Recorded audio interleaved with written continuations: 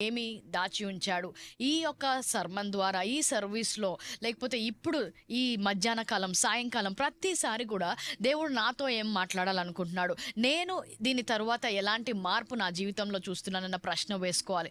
So, 21 రోజులు ముగించేసరికి నీ జీవితంలో ఏదో ఒక మార్పు నువ్వు చూడాలి. నీ ఆలోచనలో మార్పు చూడగలగాలి. నీ మాటలో మార్పు చూడగలగాలి. నీ విశ్వాసంలో మార్పు చూడగలగాలి. దేవునితో నీ సంబంధంలో మార్పు చూడగలాలి. అంత మాత్రమే కాదు, మనుషులతో కూడా ఉన్న సంబంధంలో మార్పు చూడగలగాలి. ఒకవేళ ఆ మార్పు చూడలేకపోయి ఉంటే, అది దేవుని యొక్క మాటలన్నీ కూడా మీరు వినుట మాత్రమే విన్నారు కానీ అది నాటబడలేదు అన్నమాట. ఎందుకంటే వాక్యము లేదంటే ఆయనను తాకిన వారు ఎవరు కూడా అదే రీతిగా లేరు. సో, ఈరోజు సాక్ష్యాలు ఇవ్వడం మాత్రమే కాదు కానీ ఆయన రోమీలకు రాసిన పత్రిక 12వ అధ్యాయంలో చెప్పిన ప్రకారము మీరు మనస్సు మారి రూపాంతరము పొందుట వలన, ఇప్పటి వరకు మీకు దేవుని గురించిన ఆలోచన, ఇప్పటి వరకు ప్రార్థన గురించి ఉన్న ఆలోచన,